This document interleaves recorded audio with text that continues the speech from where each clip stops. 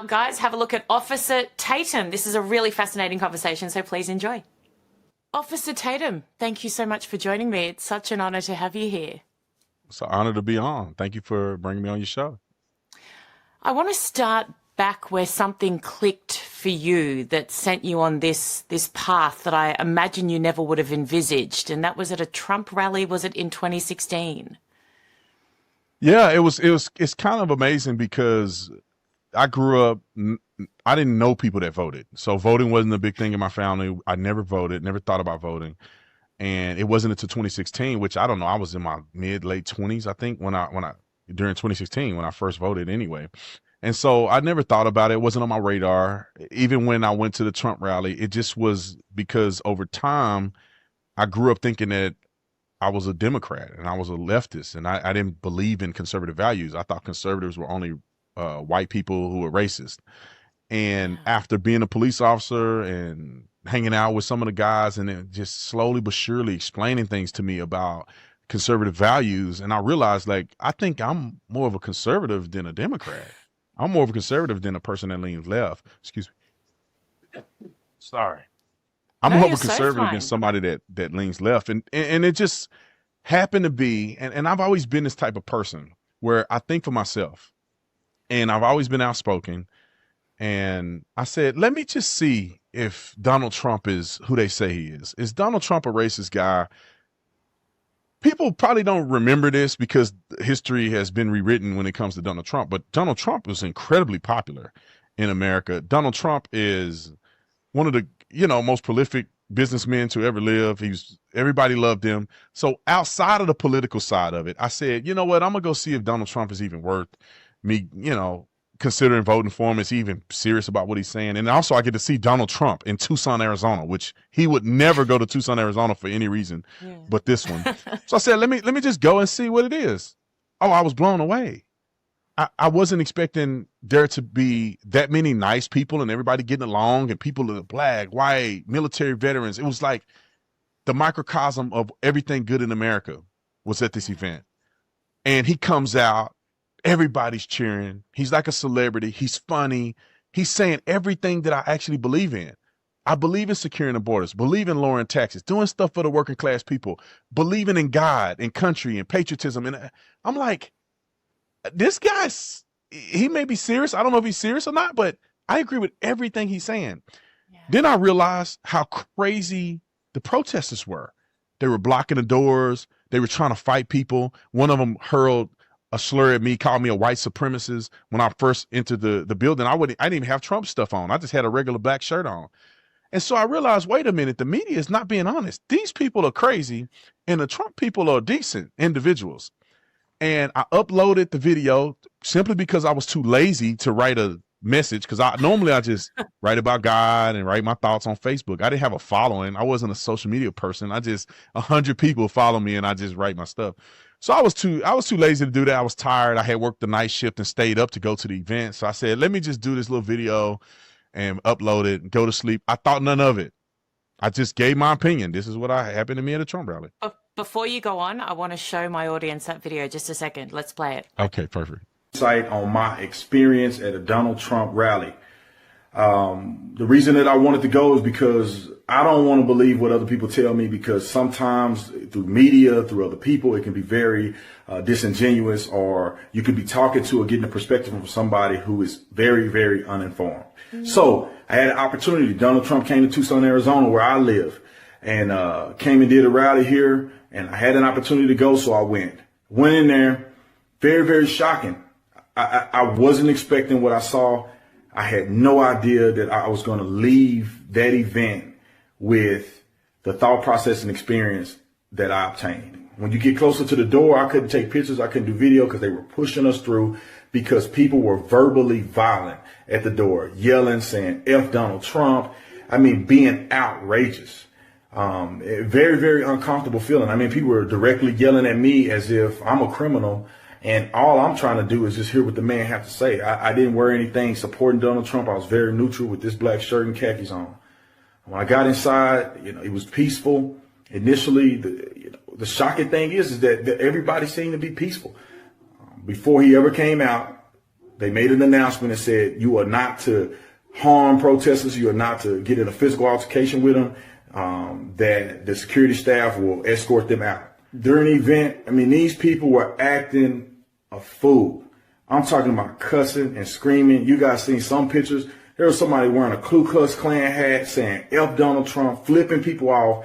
The group that I posted were yelling F Donald Trump in front of these kids. You had families down there. I seen this one lady covering her daughter's ears because these people are just outlandish and out of control. And I'm a police officer, and I have been through a lot of dramatic situations. And the funny thing is, these people are the most hateful, evil people that I've ever seen. I could not believe what I saw. Moving forward, Donald Trump got up and, you know, he gained my respect. He didn't say anything hateful against anybody. He didn't say anything prejudiced. You know, I didn't hear any of that. I didn't hear any tones of that. I didn't get that perception from the people who were following him. Everybody was just excited for what he had to say. And I think he said a lot of positive things.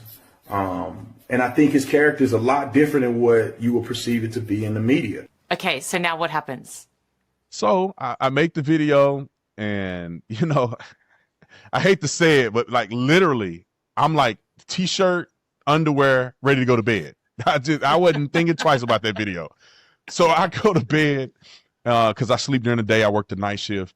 Woke up to 35 missed calls, 5 or 6 from the police department, Fox News, BBC, like all these numbers are showing up in my phone. And you got to think at this time, I didn't even know what Fox News was really. I never watched Fox News. I only watched CNN, and I didn't know what Fox and Friends was. I didn't know who Sean Hannity was. I had no idea who Sean Hannity was. So all of these phone things are coming in, and I'm like, when I woke up, I didn't know what happened. I'm like, what happened? Am I getting fired? Did I miss my shift? I'm kind of like dazed, and I called the police station because I said, what happened? Like, you know, I got like 5 missed calls from the police station. And they go, some video you made. And I remember as sure as I'm sitting here today, like, what video is she talking about? I'm like, did I make a video about God? Like, what? Then I thought about it. I made a video about that rally. That tells you how like insignificant it was to me and how I didn't think it was a big deal. Yeah. But then I was afraid because I had made mention in the video, because I thought nobody was going to see it. A guy had got assaulted, and I said, that's what he get. That's what he get. He got assaulted, you know, and I'm a cop. So I'm like, I can't be saying people deserve to get assaulted. But then from that point on, it just blew up for me. It's just that like all of my videos were going viral, and I kept being a cop. I was never going to leave. I wanted to be the chief one day. So, and everybody in the police department loved me, and they loved what I was doing. I was their voice, you know, because being black, I could say things the white officers couldn't say. Yes. Because they'll be considered racist. With me, it was like, I'm black, so they can't call me a racist. And it just went on from there. The police department didn't have an issue at all with this, you're saying, which is so refreshing to hear, because normally I would assume they'd go into panic mode and think, oh, could get us in trouble. This is before the wokeness took a hold of law enforcement in America. When I was there, it was a little bit of remnant. Chief Villasenor was there. He was an incredible chief. And it was just a remnant of that solidarity amongst the troops still left when I was there. And also, one thing that I had to do, which most police officers should know better than to do, is I never said which police department that I worked for. And whenever I would go on TV, I would never be in uniform. I would make sure I don't have anything police department related.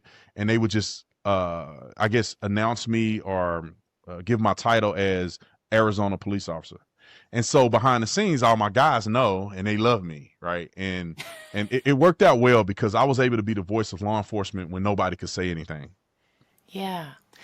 Tell me how you feel about police. I know that initially you weren't overly fond of them as a young person growing up. You then joined the police force. It sounds like you were incredibly proud to serve. Oh, yeah. That's a crazy story. Okay, so I grew up, my first interaction with police, I got arrested when I was 8 years old for smoking marijuana in a vacant house, me and my cousins. Wow. And we kind of grew up in a little rough environment. So we were taught, not by my parents necessarily, but culture and peers and music. And we were taught to hate the police. They were just racist white people trying to get us in trouble. And so growing up, I kind of held that sentiment until I got saved. When I started going to church and I became a Christian and I put Jesus Christ first in my life and was baptized and all the other stuff that come with it, it really opened my eyes to being like, you need to reset how you think. We're all God's children. Your behaviors and the way you treat people, the way you evaluate situations need to be pure and honest and evaluate with integrity and not believe everything everybody has said, because you are now a new creation. It's time to give things a fresh start and be realistic about why you believe what you believe. And so I then had a neutral position about police. But at the time, my youngest son, my oldest son now, he was about to be born. And I said, you know what? Football hadn't worked out for me. I need to have a career. I need a job. I need to be able to provide for my family. And I remember applying for everything in the city of Tucson. I had a degree, so I was pretty confident I'll get a call back. And the police department was one of them. I said, look, they're paying good. They got full benefits. Hey, I'm not too proud to serve. Uniform. Hello. Yeah. See, hey, that was a plus too.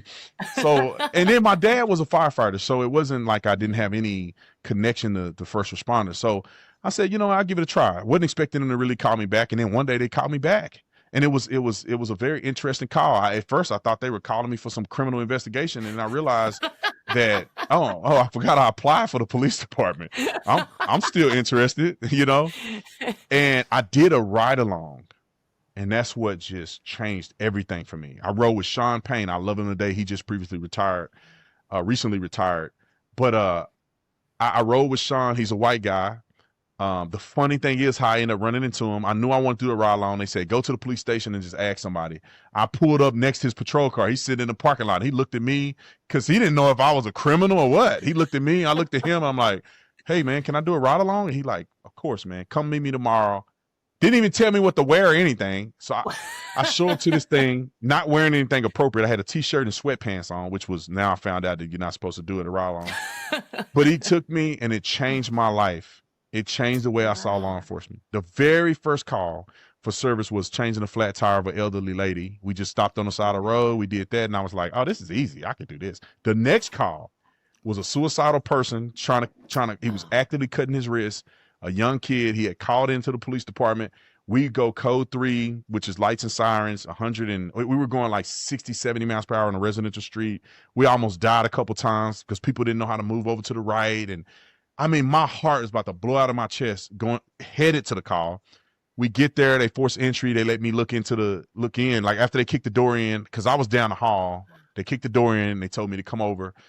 The kid had blood everywhere. There was other people in the house. It was a very weird scenario. Yeah. Sean Payne negotiated with him and had him drop the knife, and they took him into custody and took him to the crisis response center for people who are struggling with mental illness.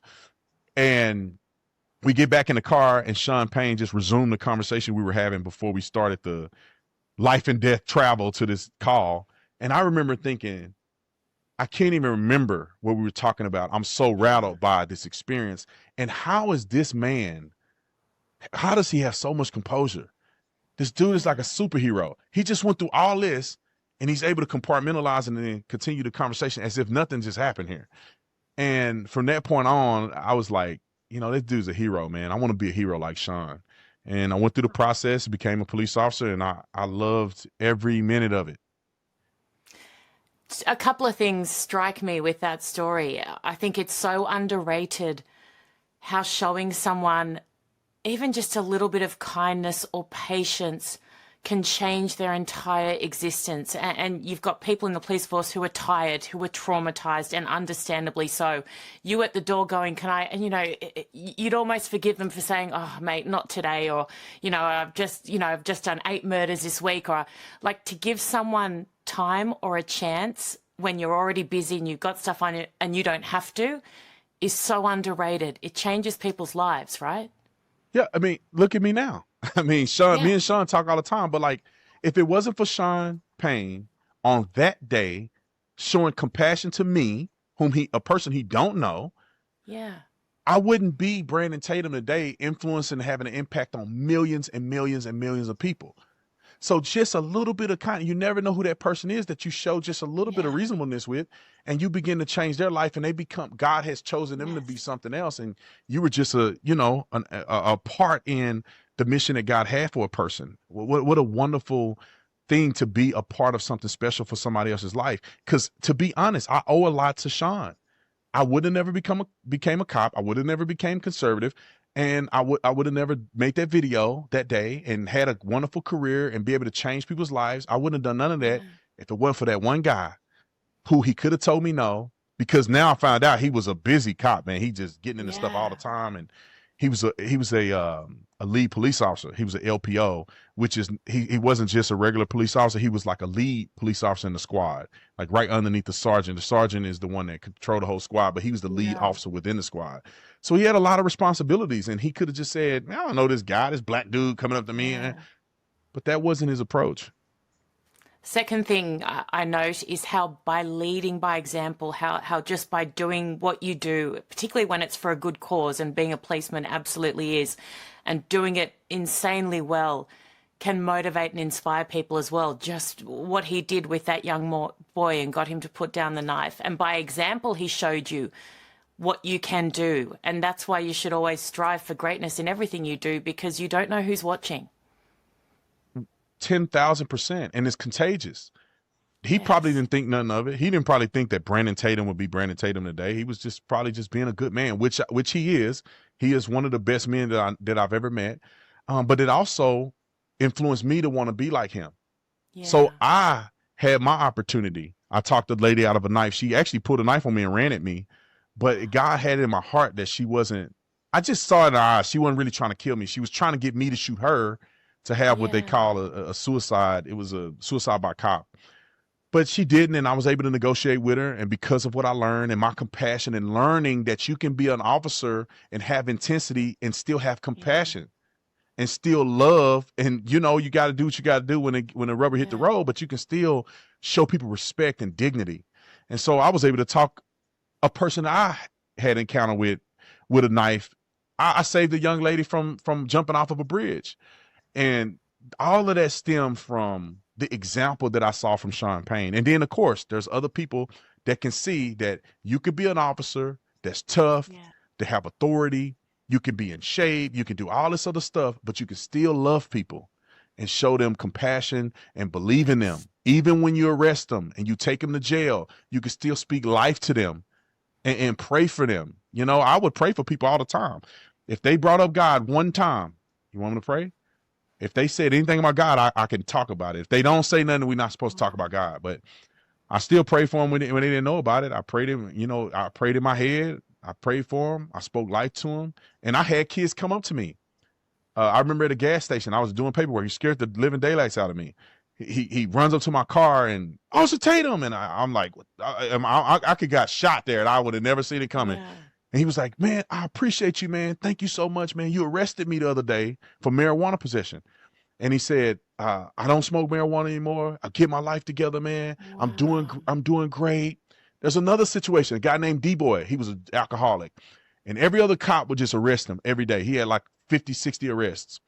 I realized that what affected him the most when I pour his beer out, because they arrested him for drinking in public. So I just pour his beer out. He just gets so upset. But I used to always be nice to D-Boy, always compassionate. And one day D-Boy came to me. It was months later. I was hoping that D-Boy hadn't died because I hadn't seen him. He came to me. He was handsome, cleaned up, long, beautiful hair. He was from an Indian reservation. Long, beautiful hair. He came to me and said, Officer Tatum, man, I'm changed my life, man. I don't drink. I'm healthy. I'm happy. And it just made me, those situations made me love being a cop. And it really structured who I am today, and it brought what God has called us to be to fruition. It's a reality when you do things right. Talking about doing things right, and that's incredible. That must mean so much to you, and so it should. And thank you for your service as well. I really appreciate it. When you look at the world today, and you've recently come into contact with the Israel Derangement Syndrome, which is very similar to Trump Derangement Syndrome, people are absolutely insane. I'm Catholic, not Israeli, not Jewish. When October 7 happened, I came out very strongly on my platform, on my TV show, and condemned the terrorists and stood with the innocent victims of that terrorism.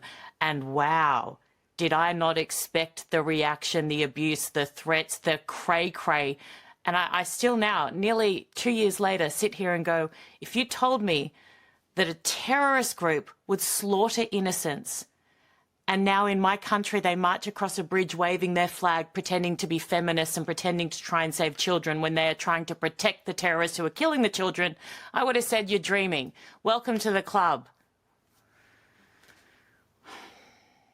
Yeah, I'm sorry, my earpiece is messing up, but I think I heard the majority of what you said. It is the most insane thing that I've ever experienced in my entire life. I can't believe it. I have lost maybe like 2 or 3 hours of sleep for the last couple nights, just not being able to understand what are people talking about here. The terrorist attack happened on October the 7th. They raped, they mutilated, they beat people. They still have hostages to this day. They didn't go after the IDF. They went after innocent people and mowed them down, filmed it, celebrated it, raped women, took them back to Gaza, celebrated, cheered. They cheered from the West Bank and they cheered from Gaza. And all Israel is saying is that this can never happen again because next time, and people forget, they launched thousands of missiles into Israel. Mm-hmm.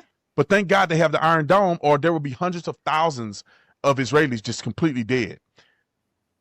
They retaliate in a war that's no different, in an urban war setting that's no different than any other war that's been waged justifiably. They're not doing anything bizarre and unique. They're executing a war like we would do and like any other country would do.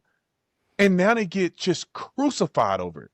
And they show these propaganda videos of little kids.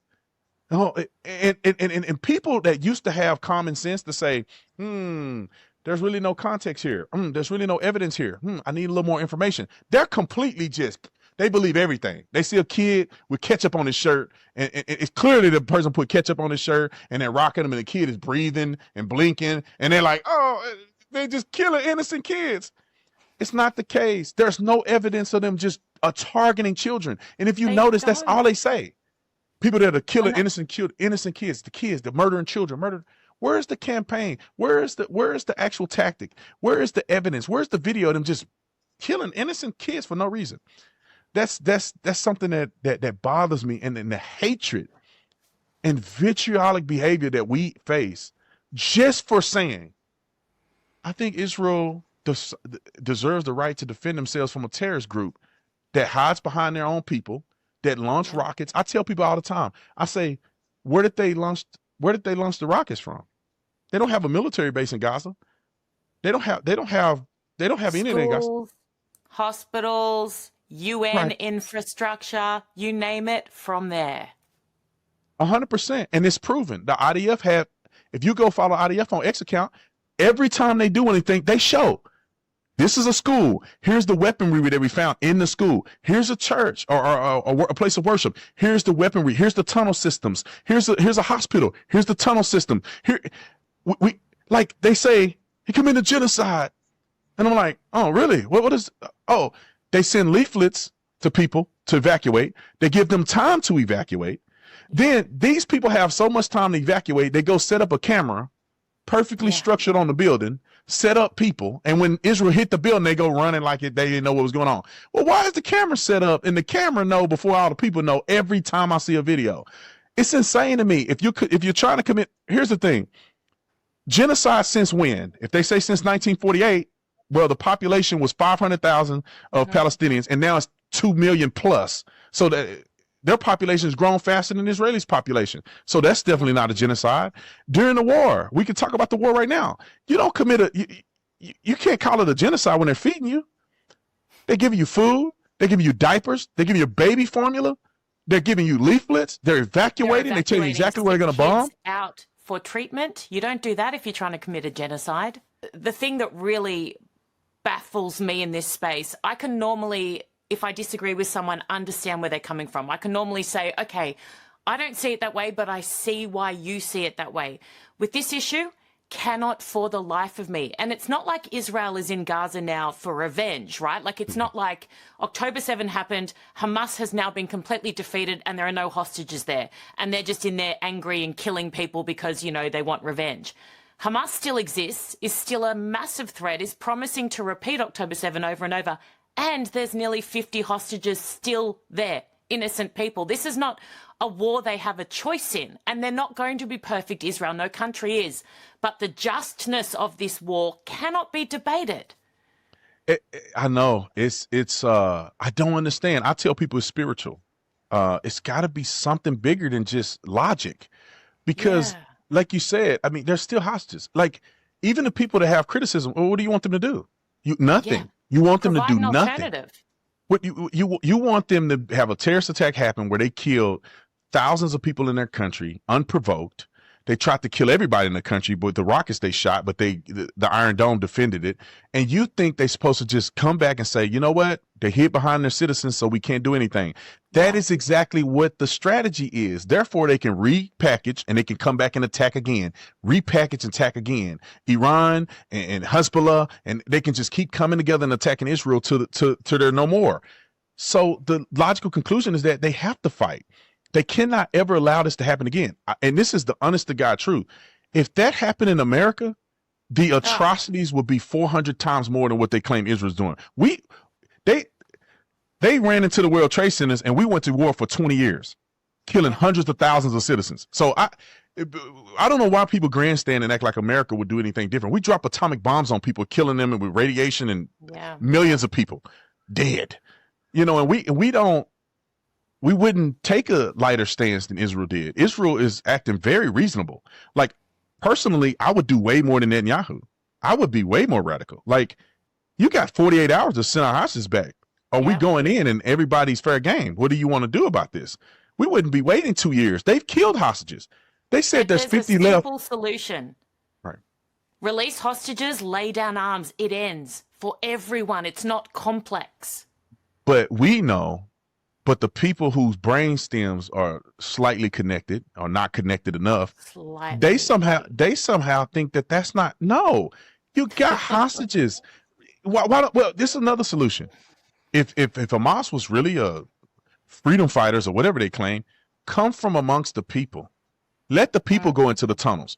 You come out in the public and you fight the IDF man to man. But we know they can't do it. They don't have enough resources. They cannot fight the military. They never intended. They never intended to defeat the Israeli military. Their intent was to go and kill as many people as possible, get Israel to retaliate, and have them look bad and have all the countries in the world turn on them. That was this whole plan, and it's working to a large degree. They never thought they can beat Israeli military. They never thought. They know the Iron Dome is there. They know that they can give up the hostages and it'll all be over, and they'll have more to stand on. They can say, we don't have any hostages. Why y'all killing our people? Don't want that. But they're keeping the hostages because that's how they get money from aid. That's how they still get funded from Iran and all these other proxies. And this is how they continue to wage a ideological war against Israel. People have turned on Israel for whatever reason because of this. And that was the plan. Always. Nothing else. Always. You mentioned about Hamas and how some people see them as this freedom movement, which is utterly ridiculous. Tucker Carlson said over the weekend that he thinks maybe they're more of a political movement. And this was in the same episode where he said that he would send his heartfelt condolences to the family of bin Laden. I mean, what has gone wrong with conservative America, or what used to be conservative America? Is he a complete nutcase? I have no idea why he's doing what he's doing. People think I'm getting paid by AIPAC. And I tell people all the time. I wish. Hey, AIPAC, you watching, if you want to legally give me some, I'll take the money. But, you know, and people aren't paying me no AIPAC. And I wish that a big celebrity would say that I'm getting paid by AIPAC, and I'm going to sue them. But anyway, outside of that, you know, I don't know what happened to Tucker. Tucker used to be a journalist that will challenge the status quo, and he'll challenge anybody. Nobody was safe. He'll challenge Trump.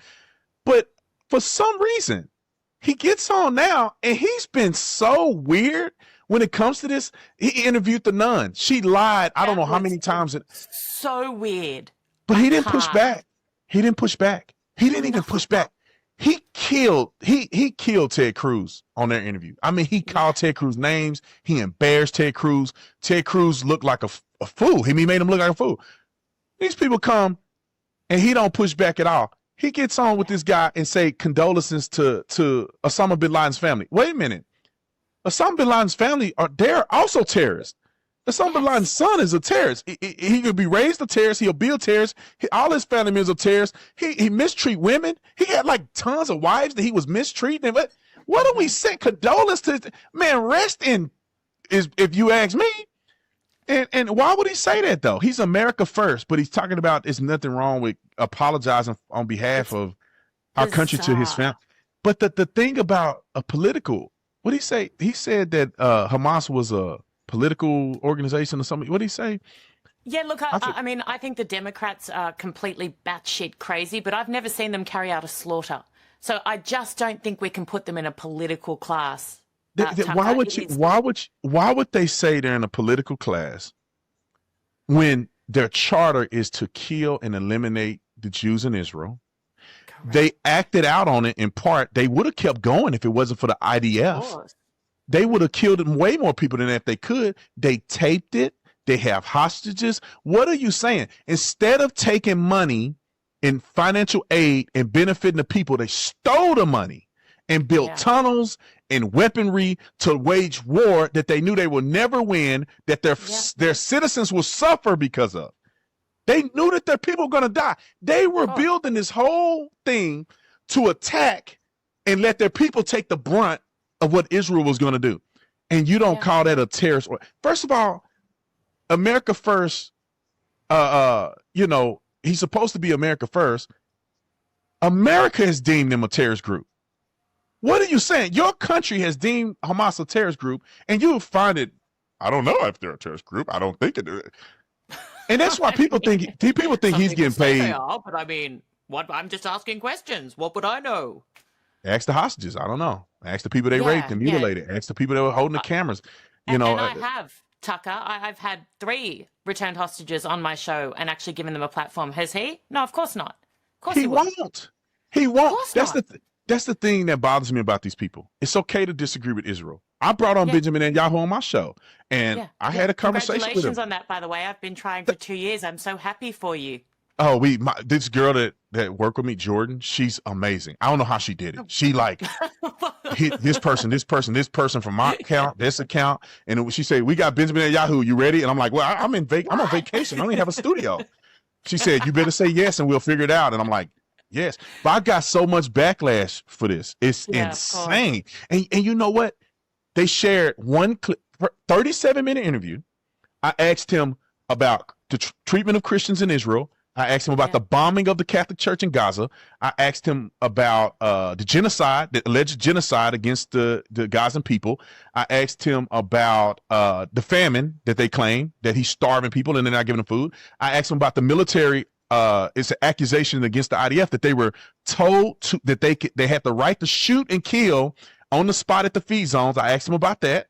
Yeah, I went through and asked him about him being a criminal and that he's only waging a war because he's avoiding going to prison, and that he's a war criminal, and that Israel's committing war crimes. I asked him about everything they asked me. I only had 30 minutes. I would have asked him more, but I asked him about all of these things. Not one clip had a rebuttal to it. Not one clip anybody ever posted. They posted one clip of me saying that a little kid who was 3 or 4 spit or spat on a pastor that was with me. And immediately when the kid did it, another adult came and rebuked him and said, "That's not right. We don't do that here. You guys are always welcome here. These people are idiots." I thought by telling Benjamin Netanyahu that during the interview, that it would, not just to him, but to the audience, it'll show that even in the sense that somebody had something against Christians, somebody immediately critiqued them. Called him out immediately. It wasn't a second. He called that kid out. And it changed my life being in Israel. And they forget that I said that part, that we had no problems with any adults. We went all over Israel. Everybody was nice. Everybody was generous. Anybody that's going to Israel know that I'm telling the truth. And it changed my life. I began to like Israel more after that trip than ever before. But people play the whole context, which I was shocked. Yeah. And they hone in on the kid spitting. And now I'm a meme online of, they only spit on me once. Well, nobody ever spit on me. He spit on the pant leg of the pastor. when they resort to that, you know you've won. When that is the best thing that they can do, when that is how what the lengths they have to go to try and discredit you and that brilliant interview, and it was brilliant, you know you've won. They've got no substance to anything. I want to ask you about Candace Owens. Did you like her initially? Do you like her now? What are your thoughts on her? Well, yeah, Candace is like a sister to me. So I love Candace, just like a family member. Of course, her and I disagree on the Israel thing. Like we text, her and my wife text, we joke back and forth. I'm like, I think she crazy and she think I'm crazy, but we're family. Does your wife agree with her or with you? At first my wife was kind of leaning towards Candace a little bit more. I think she's leaning towards me after she see this crazy backlash that I'm getting, and she see how hateful people are about this, and she's starting to wake up. And here's one thing I told my wife that made her kind of wake up to this. I said, did you know that we give $3.8 billion for defense to Israel every year, and they give 75, they have to spend 75% of that, 3/4 of that in America. Did you know that? And she was like, I never heard of that. Why do people not talk about it? I said, there you go. When you see them saying we shouldn't give funding to Israel and we give them billions of dollars, but they don't talk about how they have to spend back into the American economy. Essentially, we give them less than 1% of our GDP. Yeah. And my wife's starting to see it. She's starting to see the interview and all this other stuff. And so I think personally, she leaning more towards me on that topic, because what happens is women, and not all, but the emotionalism of children dying gets to them. No, I'm a mother. The thought I see a child with a cut on its arm in a playground in Sydney, and I feel physically ill and my heart breaks and I want to cry.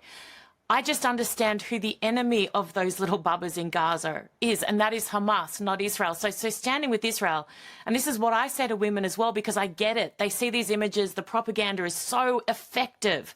And their heart breaks. And I say, yes, your heart should break for the real images, not the fake ones, but for the real images, there's suffering. But you've got to understand you can't help these kids if you blame Israel, because they're not the enemy. You've got to identify the enemy to save them. And the enemy is their own terrorists. Yeah. So me and Candace, obviously us being really, really good friends, we don't talk about each other negatively online. Like, you'll never hear her talk about me, and I will never talk about her negatively. But I think that the world can. Pact that you guys made, or it's just it's just as a friendship, as a friend. We as friends, we never said it.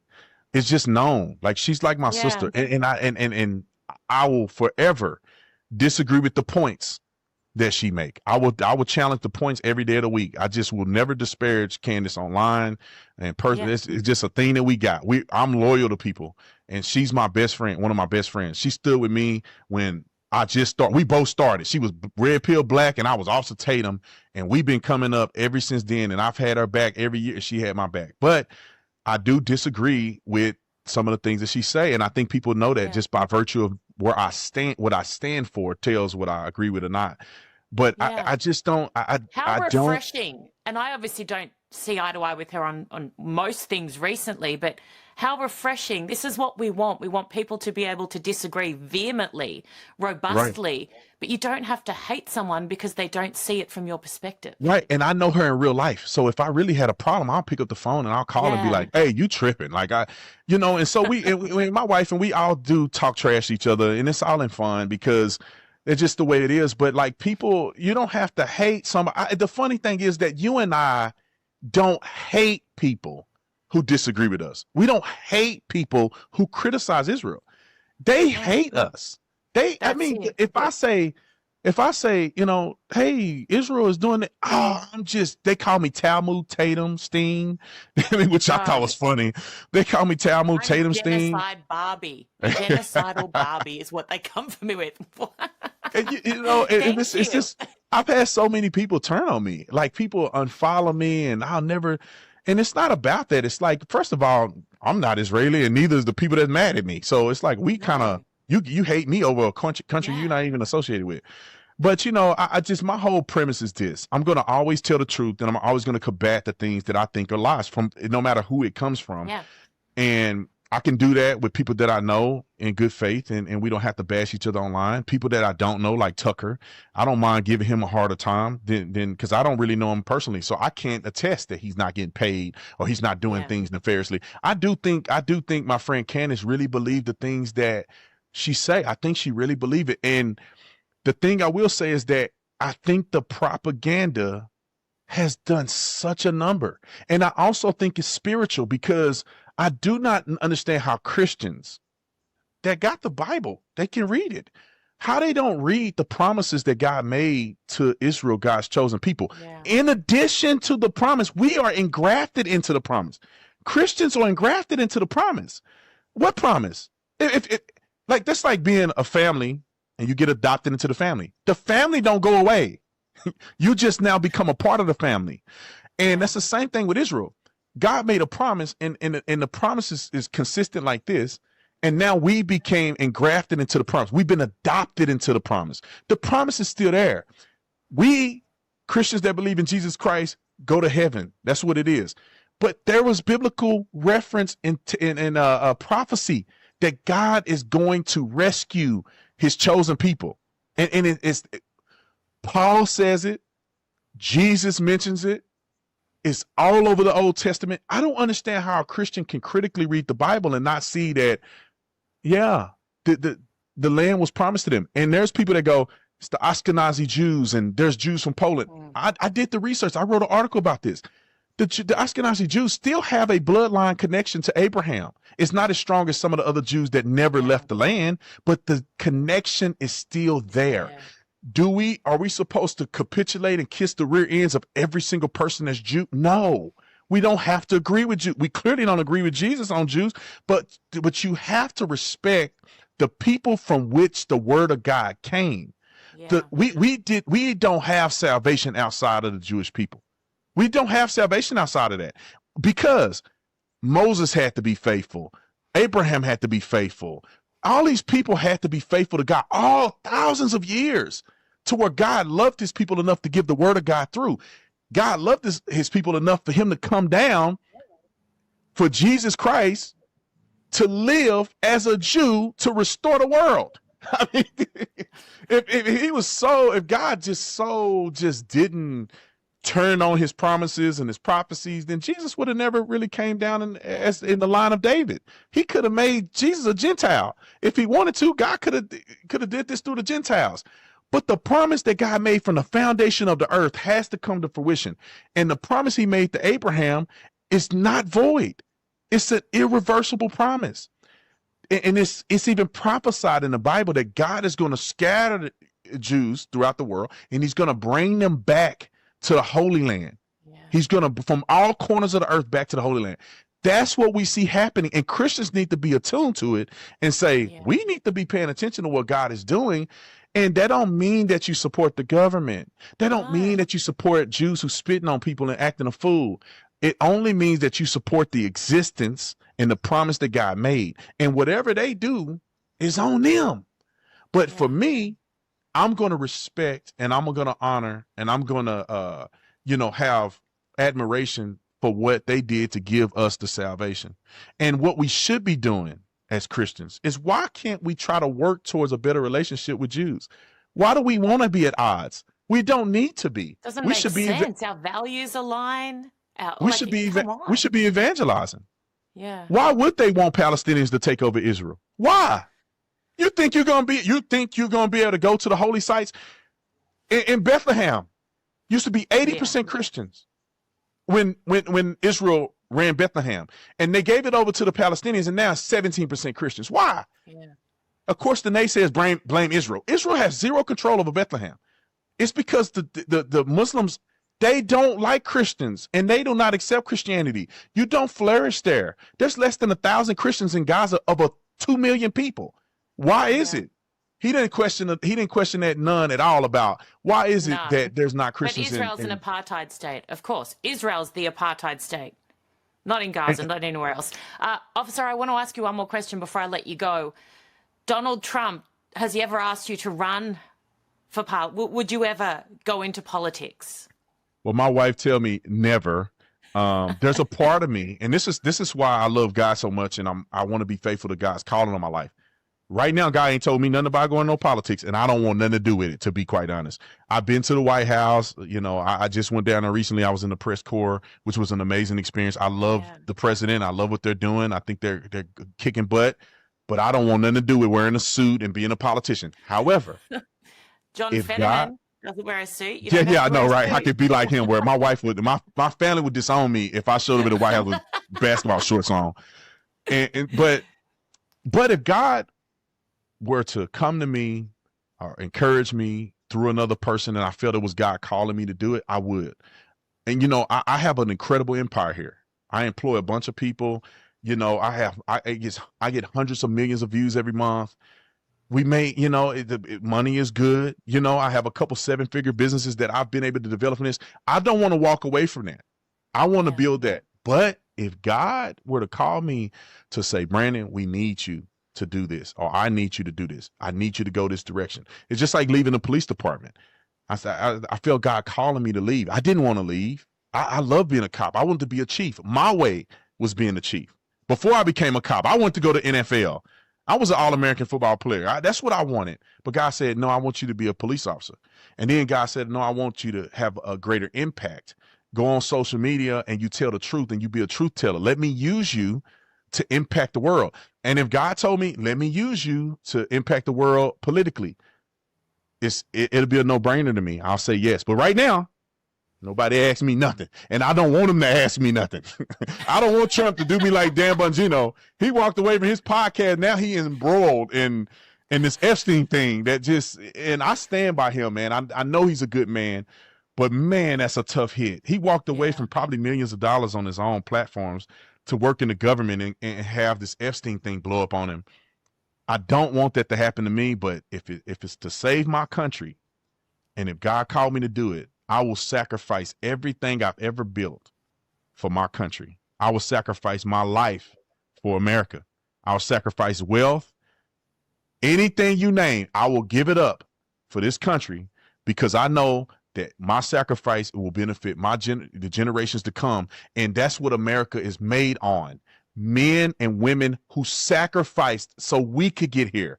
Who am I to not be willing to sacrifice for the next generations like others have done? So with that being said, I hope I didn't, burn your ears with all that talking, but that's how I really feel about that. That was so beautifully said. And they are a very lucky country to have you, and the world is lucky to have you as well. Officer Tatum, thank you so much for always speaking truth and for speaking truth here on the Erin Molan Show. Really appreciate it. Thank you, Erin. I appreciate it. Thank you so much for watching, listening. Love you all. Take care. We'll see you tomorrow. Bye.